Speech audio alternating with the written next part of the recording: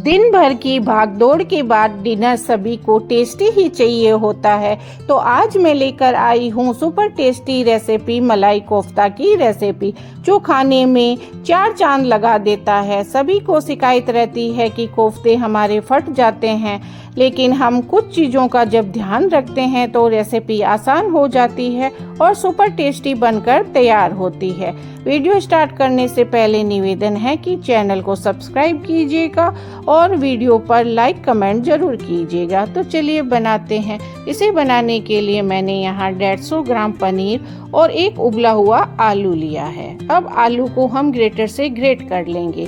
ध्यान रखें कि यहाँ आलू हमें ठंडा करके ही इस्तेमाल करना है या फ्रीज में इसे 1 घंटे रखकर उसके बाद ही इसे ग्रेट करना है। और इसी तरह हम पनीर को भी यहाँ ग्रेट कर लेंगे।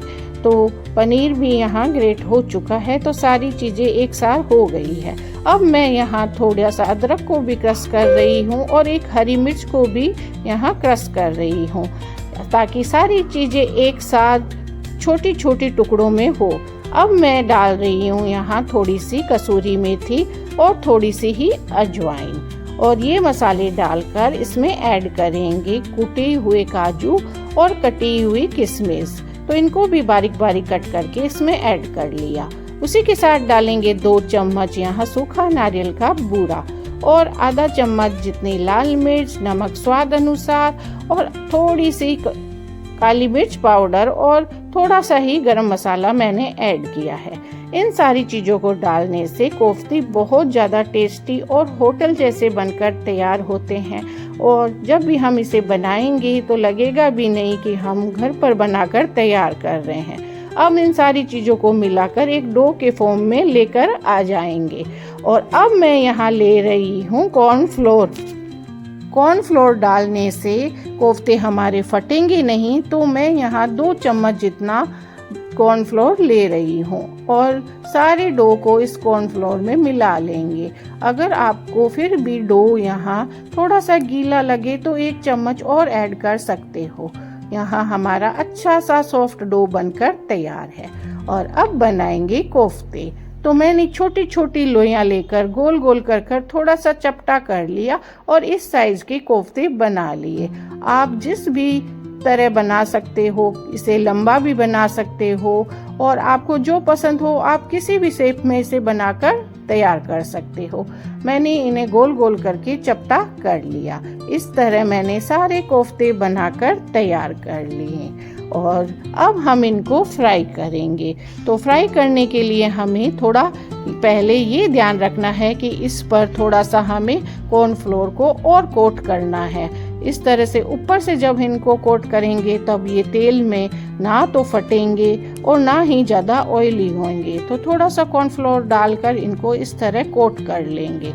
और इसको हम जब फ्राई करेंगे तो तेल हमारा मीडियम गरम होना चाहिए। अगर ठंडे तेल में हम इनको फ्राई करेंगे तो ये फट सकते हैं, तो मीडियम गरम करके और तेज आंच पर ही इनको फ्राई करेंगे। एक बार इनको डालने के बाद थोड़ी देर के लिए इनको एक बार फ्राई होने देते हैं, और जब ये थोड़े से फ्राई हो जाए तब हम चम्मच से इसको उलटते पलटते हुए ब्राउन कलर होने तक इनको यहाँ सेकेंगे। तो देखिए धीरे धीरे इनका कलर भी चेंज होने लगा है और ना एक भी कोफ्ते हमारे फटकर तैयार नहीं हुए हैं और बहुत ही सुंदर बनकर तैयार हुए हैं। इस तरह सारे कोफ्ते बनाकर मैंने एक बाउल में निकाल लिए और ये कोफ्ते कितने अच्छे बनकर तैयार हुए हैं। और अब हम दूसरी तैयारी कर लेते हैं। तो ग्रेवी के लिए मैंने 2 प्याज, 2 टमाटर, 1 हरी मिर्च ली है और कुछ खड़े मसाले लिए हैं, और उसी के साथ मैंने लहसुन, काजू, खरबूजे के बीज, सूखी लाल मिर्च ली है। तो ये तैयारियां मैंने पहले ही कर ली। तो कोफ्ता मैं यहाँ थोड़ा तोड़ के दिखा रही हूँ, गर्म होने के कारण हाथ जल रहा था। तो देखिए कितना सुंदर बना है।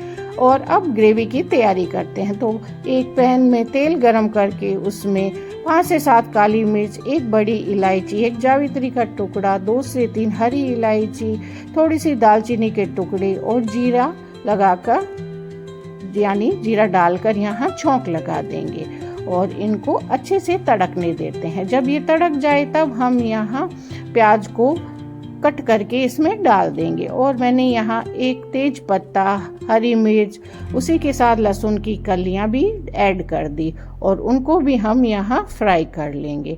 तो मीडियम आंच पर हम इनको एक बार चला लेंगे। जब प्याज हल्के से भुन जाए तब हम इसमें ऐड कर देंगे 2 सूखी लाल मिर्च, उसी के साथ 8 से 9 काजू और खरबूजे के बीज को, और उनको भी हम थोड़ा सा यहाँ रोस्ट कर लेंगे। जब ये सारी चीज़ें एक बार अच्छे से भुन जाए तब हम इसमें ऐड कर देंगे 2 कटे हुए टमाटर और ऊपर से डाल देंगे नमक। नमक डालने से प्याज टमाटर अच्छे से गल जाते हैं, तो नमक मैंने यहाँ ऐड कर दिया और सारी चीज़ें मिला लेंगे और इनको हल्का सा चम्मच चलाते हुए भून लेंगे। जब इस तरह हम धीरे धीरे इनको भुनेंगे तो हमारे टमाटर भी सॉफ्ट हो जाते हैं।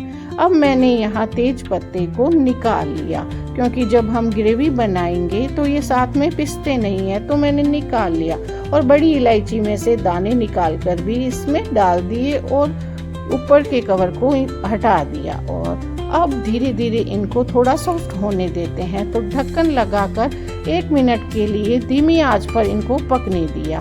थोड़ी देर बाद देखिए टमाटर प्याज हमारे अच्छे से सॉफ्ट हो चुके हैं। इस तरह की जब हम ग्रेवी बनाकर तैयार करते हैं तो ये ग्रेवी मलाई कोफ्ता में बहुत ही टेस्टी बनकर तैयार होती है। और इस ग्रेवी से ही ये कोफ्ता जैसी रेसिपी बहुत ज़्यादा टेस्टी बनती है। और पानी डालकर इनको स्मूथ सा पीस लेंगे तो देखिए हमारी ग्रेवी कितनी सुंदर अच्छी बनकर तैयार हुई है। और इसे हमें स्मूथ ही पीसना है। अब बना लेते हैं सब्जी। तो तेल गरम करके उसमें एक बटर का टुकड़ा, हल्दी और मिर्ची डालकर धीमी आंच पर इनको हल्का सा यहाँ चला लेते हैं। धीमी आंच पर ही इसको चलाना है और सारी ग्रेवी इसमें ऐड कर देंगे। इसी के साथ मैंने थोड़े से जार में पानी डालकर भी इस ग्रेवी में ऐड कर दिया। और अब यहाँ हम करेंगे ग्रेवी की अच्छी तरह से भुनाई। तो मीडियम आंच पर ग्रेवी को लगातार चलाते हुए हम इसको पकाएंगे। जब इस तरह इसमें उबाल आने लगे तब तक हम चम्मच चलाते रहेंगे और थोड़ा सा पानी और ऐड कर देंगे। और साथ में मैंने यहाँ थोड़ी सी चीनी भी ऐड कर दी और साथ में थोड़ी सी कसूरी मेथी भी ऐड की है। तो सारी चीज़ें यहाँ मिला लेंगे। इस तरह जब हम ग्रेवी बनाकर तैयार करते हैं तो ये बिल्कुल होटल जैसी बनकर तैयार होती है और खाने में सुपर डिलीशियस बनकर तैयार होती है। अब इस ग्रेवी को हम अच्छे से पकने देते हैं। तो मैंने यहाँ ढक्कन लगाकर कम से कम 3 से 4 मिनट इसको धीमी आंच पर पकने दिया। और जब 3 से 4 मिनट बाद हम इसको चेक करेंगे तो ग्रेवी गाढ़ी हो चुकी है और अच्छी तरह से पक चुकी है। तो इसी स्टेज तक हम इसको पकाएंगे। और अब हम यहाँ ऐड करेंगे थोड़ा सा गरम मसाला और आधा कटोरी जितनी मलाई, क्योंकि मलाई कोफ्ता ही बना रहे हैं तो मलाई तो डालनी बनती है। तो मैंने यहाँ मलाई ऐड कर दी और सारी मलाई को इस ग्रेवी के साथ अब पकने देते हैं और मिलाते हुए इसको पका लेंगे। और अब हम इसे 2 से 3 मिनट और पका लेंगे ताकि ग्रेवी और मलाई अच्छी से पक जाए। तो इस तरह हमारी ये ग्रेवी बनकर तैयार है और कोफ्ते भी बनकर तैयार है।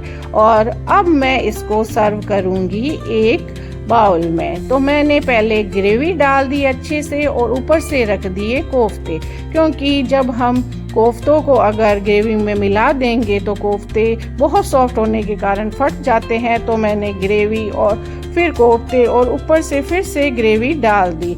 तो इस तरह हमारी ये मलाई कोफ्ता की रेसिपी बनकर तैयार है। ऊपर से मैंने थोड़ी सी मलाई भी यहाँ डाल दी ताकि हमारी ये सब्जी बहुत ज़्यादा सुंदर बनकर तैयार हो, और ऊपर से थोड़ी सी कसूरी मेथी भी छिड़क दी।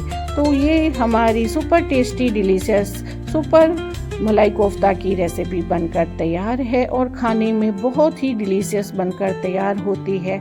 और जब हम इसको देखिए उठाकर देखते हैं और जब हम इसको चम्मच से तोड़ेंगे तो ये बहुत ज़्यादा सॉफ्ट बनकर तैयार होते हैं और बहुत ज़्यादा यमी बनते हैं। तो फ्रेंड्स, रेसिपी कैसी लगी मुझे बताना और हाँ, वीडियो को लाइक करना। Bye bye.